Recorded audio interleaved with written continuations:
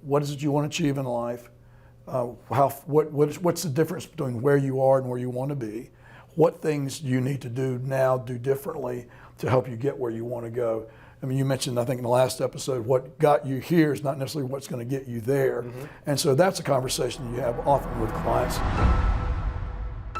Welcome to the Execs.Coach podcast. Are you a business leader or someone with aspirations of improving your leadership skills?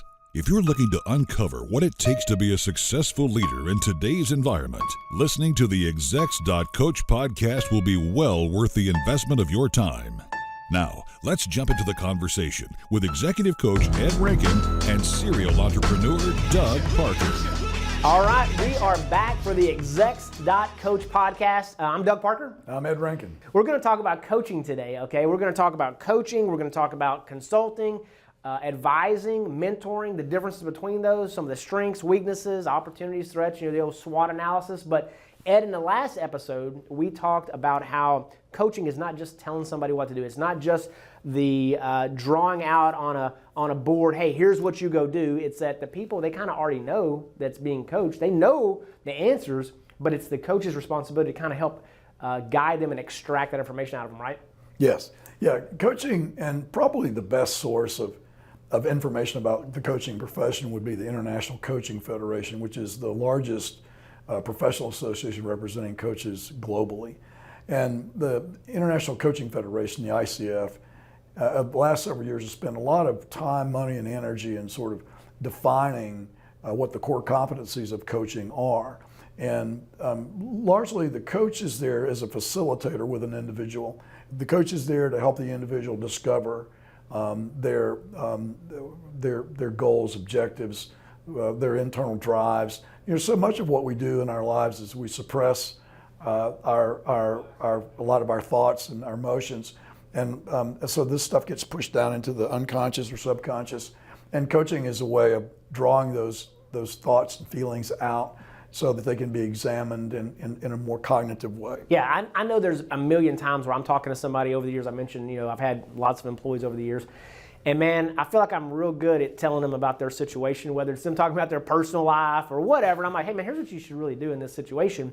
And it's because I don't have an emotional dog in the hunt. You know what I mean? Right. And it's easy, seemingly a little bit more easy to say, here's what you should do. And I probably know a lot of the things, whether it's with my own spouse or with my own business. If I pull myself out of it to give myself some coaching, it might be easy. The problem is that's not how we do it. We're playing with live ammunition, and if you don't have somebody coaching you or giving you advice or direction, you get emotionally involved. You've got your kind of just your own ego, and sometimes people will say things to you, and it puts you in a position where you feel like you got to respond, or and you're reacting in this situation, and it really puts you in a weird position. So getting that coaching is always good. So, but let's talk about the difference between coaching maybe versus consulting, and then we'll talk about the other two in just a moment. What would you say is the primary difference between coaching and consulting? Yeah, great question. Well, I think coaching, consulting is really more about, if you hire a consultant because that consultant has experience or knowledge that you don't have, right? Okay. So you want that consultant to come in and advise you, tell you through the benefit of their knowledge or their experience to help you deal with specific situations. And coaching, the coach is not involved in giving advice. Okay. In fact, the coach would enter the ICF criteria. The coach would really be criticized for giving advice. This is we talked about last episode, one of the biggest challenges for new coaches is not to give advice and learn not to do that. So, but I think, I look at consulting as more of a knowledge transfer, and in coaching is more of it's a communal act between two people, where one person is acting as the coach is acting as facilitator to help the coachee, the client, discover their thoughts, feelings, emotions, goals, etc. Gotcha. Yeah, and so you talked about ICF. Now, is that a place where folks go? Who would use that website?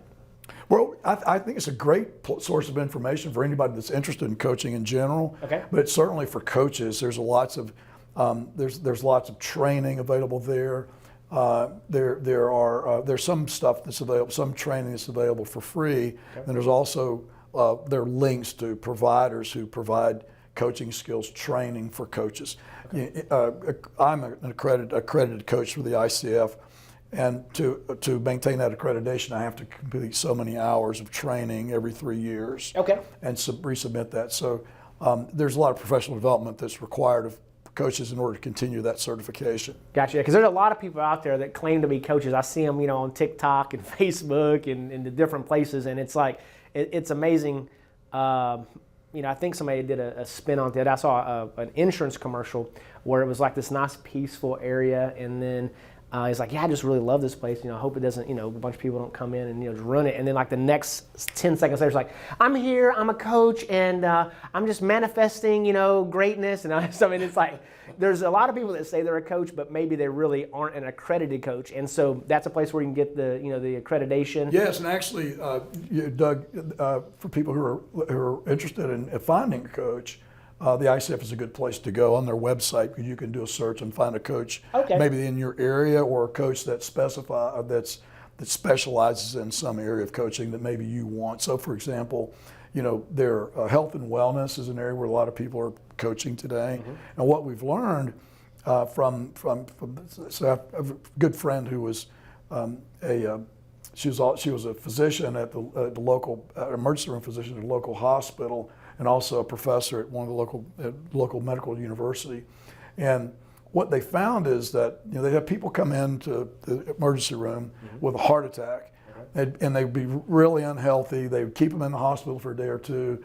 They do the intervention surgeries, put a new stent in, or whatever they need to do, roto-rooter the veins out and arteries. And then they send a person home with a list of things to do, medications to take, diet and all that, exercise regimen. Well, 4 or 5 months later, about half of those patients are back again. Same thing. They didn't get their medication. They didn't change their lifestyle, so they continue to have problems with hearts. So what they've been doing now is signing coaches to those people when they leave the hospital. They'll get a call from a coach who will follow up with them. Have you gotten your prescriptions filled? Do you understand your medications? What you plan on doing when you're changing your lifestyle, or you're looking at changing your diet? Are there some exercises that you find that attract? So, and what that's done is cut recidivism down by like 50%. Whoa. Yeah. Okay. So there are some areas in coaching where there's some really wonderful cost-benefit analyses that you can look at. Absolutely. Well, and if you missed anything that we're talking about here, maybe you're driving down the road, or maybe it's just something where it's going so fast. If you're like me, I like to listen to stuff on like 1.2 or 1.5. So if you missed anything, you can always go to Execs.Coach. We'll put it in the notes, in the show notes down at the bottom. So just make sure to go to Execs.Coach, not .com, but .coach, and we'll dial in all this information there. So you talked about the ICF and how it's more coaching, and how that's not really consulting. Consulting might be where you've got a subject matter expert. So like my background is in financial services or in the energy space.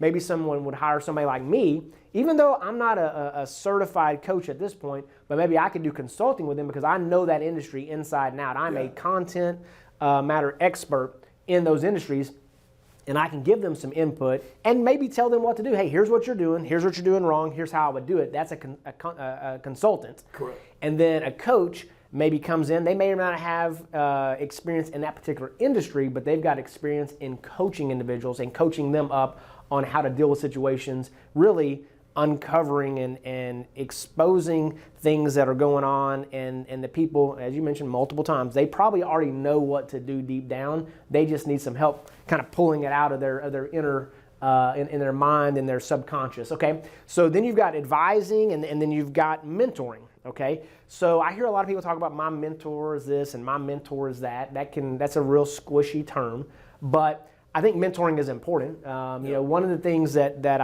I've seen posted, many times is basically never take advice from someone that doesn't have the things that you want. Okay, so if you're taking, if you got a mentor for your marriage and they've been divorced 4 or 5 times, okay, that's normally not a good thing. And I've always heard learn from other people's successes, not from other people's mistakes, because who wants to learn from some loser that doesn't know they know how not to do it. I can learn from my own mistakes. It hurts, okay, but I'd rather learn from people that are successful, that are making it happen. So When it comes to mentoring, kind of what are your thoughts on that? I know you're really an executive coach is what you're focused on now, but can you talk about mentoring at all? Yeah, and I have helped companies set up mentoring programs. So there's a mentoring, and it doesn't have to be a formal structured program, but mentoring typically has some of the elements of coaching, but mentoring would include more advice giving, would include more consulting, advising, where the individual, the mentor and mentee, the mentor is there to really do everything he or she can do to help their mentee be successful. And so they may include some elements of coaching in their conversations with the person, but they're more directly involved and they're more wedded to the outcome. Okay. So in a coach, I should not really be wedded to the outcome. The outcome that I want is whatever outcome the client wants. Gotcha. Yeah. So can you give us an example of that? Let's talk about that a little bit. So I hire you as a coach for me. What does that process look like of the outcome? I mean, you're asking me some questions, or how does that work? Yeah, typically, it's a little bit like usually when I'm introduced to a potential client, I want to find out, in addition to their background, their experience, and all that, I want to know what is it in their life that they're not getting that they want. Okay. And so part of that would be setting up some goals with the client. So my questions and conversation with the client would be more around, what is it you want to achieve in life? What's the difference between where you are and where you want to be? What things do you need to do now, do differently to help you get where you want to go? I mean, you mentioned, I think in the last episode, what got you here is not necessarily what's going to get you there. Mm-hmm. And so that's a conversation that you have often with clients in coaching is, and sometimes, we rely too heavily on our previous successes and the skills that got us there. We've relied on those, but those aren't the skills that are going to be necessary to get us to the next level. Typically, like this happens a lot with young executives, because a lot of young executives are rewarded, rightly so, for getting things done and achieving things. But they reach a level where now their individual contribution is not really what's important. It's how effective are they at leading a larger group of people. Mm-hmm. So they shift from becoming an individual an individual performer, to leading a group of people. So the skills are very different. Yeah. Well, it's funny you say that. So like from an entrepreneurial standpoint or a solopreneur or whatever the case is, so you get where you're very much a risk taker, right? So there's a lot of entrepreneurs that they'll get out there, they'll go to work, they take massive risks, not because they have nothing to lose, but they're really taking risks that others might not take. There are people that are executives that they'll take the kind of more guaranteed structure in life because it's too much to walk away from. It's too scary to walk away from it because it's too good. I think it's Jim Collins that has a book called Good to Great, and he says that the enemy of greatness is good. So if you're doing good, then it's tough to walk away from doing good. Now if you're doing terrible, it's easy to walk away from being terrible and then try to do something better. But if you're doing good, that is the enemy of greatness because it's just hard to get off that I'm doing okay kind of a mentality. And so as an entrepreneur, what happens is, and I've experienced this firsthand, you're doing good, maybe you even do great. You start doing great, now you turn into, well, I don't want to be a risk taker anymore, or as much. You have something to lose at that point. Now you got something to lose, something to protect, and now you're looking at it from a different mentality, and it's kind of like this human nature thing, okay? People by nature, I'm an only child, but people by nature they're just kind of like, it's mine, I want to keep it, okay? And so little babies, I don't even know how babies know how to do this, but when they get toys and you get another kid around them, they say, mine, mine. And I think that's what happens as an entrepreneur, as a business owner, as an executive. You kind of get this mine mentality. It's mine, I want to protect it. And that is not what necessarily got you to where you're going. Right. And so if you don't have someone to kind of nudge you or kind of go through it, and explain to you, and maybe pull it out of your brain. It's like there's an abundance mentality, there's scarcity mentality, but still, whenever you've created something from nothing, you kind of want to keep it. It comes in kind of handy. And I saw something the other day that talks about a lot of the successful people in this world that are really successful, they have had massive failure. Okay, they've gone through situations where they've been at the top of the mountain and then they just tumble down it. And then the true sign of success is, can they build it back again? Can you come from nothing, get something, lose it all, and then make it back again? Because not anybody can have success, but a lot of people can have success. But dealing with failure is difficult also. especially when you've had some success. So, so let's kind of, tie in these last couple of things. We talked about mentors and mentees, and I think probably one of the things about that also is that they're not necessarily compensated, right? And mentors and mentees a lot of times are... Correct. Typically they're not. Yeah, it's more of like somebody at the work is the more experienced guy, and he's the mentor to the less experienced guy or lady, and they kind of have something in the end because they want to mentor them and help bring them up, but they're on their team or they're part of their company, right? So they have their eyes on what's going on in their own company. But then you talked about advising, and you talked about how probably as a coach, you're not doing as much advising, but with the consulting, it's a lot of advising. Mostly advising. Right. And then with mentoring, there's probably some pretty fair amount of advising on that as well. Yes. Yeah. Gotcha. Well, I think we've kind of covered those 4 different types pretty well, Ed. Is there anything else you'd like to add before we wrap up? No, I can't think of anything, Doug. Okay. We've covered it pretty well. Yeah. Gotcha. Well, there's one other thing you had mentioned to me that was when you're coaching someone, you're asking them questions about what their desired outcome is. And I meant to ask you this just a moment ago, but I think everybody would say, well, I want to have more success, I want to make more money, I want to have more time. Like those are like pretty common situations, right? Yeah, so that's very cool. Zig, I talked about him a little bit earlier, but Zig used to talk about people want to be at least reasonably prosperous. They want to be happy, healthy, and at least reasonably prosperous. Okay, happy, healthy, and at least reasonably prosperous. Well, what does happy mean? I don't know. I mean, if you ever seen the movie Tombstone, there's a part in there where one of the guys talk about, a girl asked him, "Hey, are you happy?" He's like, "I'm happy as the next guy." You know what I mean? He's like, what does that really mean? I don't know. Some people are happy, or some people aren't. But how do you identify what somebody's asking for? Because I know I always want to make more money. I mean, that's just a intrinsically motivated. I want to make more money always, no matter how much money I'm making. I absolutely want to be happy, and I want to be more efficient. Some people would say they want to work smarter, not harder. I prefer to work harder, smarter, faster. I mean, I want to do all the above. But how do you identify those things? I know there was a book that I went through, and there's kind of a whole methodology behind that, but can you share just a little bit about that, how you extract that out from somebody, what they're really trying to get accomplished? Sure. Well, I think a lot of it, I like to do pretty extensive historical interviews with clients to helps me understand kind of how they tick. And also sometimes I will use some psychometric instruments. So like people might, the average person would call them personality tests. Okay, sure. That also helps me understand that individual, kind of their drive, how they're hardwired. And Doug, we know now through the brain science that a lot of our behavior is hardwired, especially with guys your age and certainly my age. We've got years and years of processing things in a certain way. And so we tend to react or look at things from a similar perspective. Okay. So part of a coach would be to kind of challenge some of those assumptions, to maybe challenge the framework that the individual client's holding, to see if there's, you've laid out some things you want to accomplish. Like one of the things that I would do with a client that had some specific goals would be to try to help them define what that meant to them. So what does success mean? What does more money mean? How much more money, right? So you try to get a little more granular. Then you can convert some of those things to goals. And then you convert the behaviors, the goals to behaviors. So what specific behaviors can you begin to make that will help you accomplish those objectives? Cool. So a lot of it, most of what we're working on at executive level particularly is around behavior change. Okay. So for example, I'm working with a fellow who's a president, chief operating officer of a large corporation. He's the number 2 guy behind the CEO. The CEO is slated for retirement.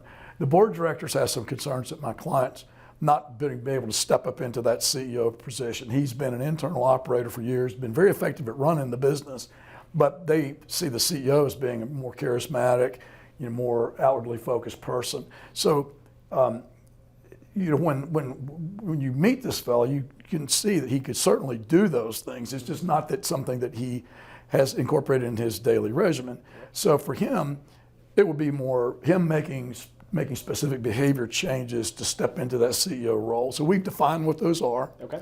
He's okay with it. And we've got a plan in place for him to begin to execute some of those behaviors so that the board can see it and the external constituents can see it. Makes sense. Yeah, absolutely. Well, I know we're going to do a podcast in the future where we're going to talk a lot about the different types of behavioral things. We're going to talk about some of the testing, some of the different methodology of how you go about determining personalities, as well as kind of the science behind where it comes from. So we'll go over that in a future episode, but we appreciate everybody tuning in today to Execs.Coach podcast. Again, if you missed anything, we're going to put everything in the show notes, so make sure to tune in wherever you get your podcast at. I'm Doug Parker. I'm Ed Brown. Have a great day, everybody.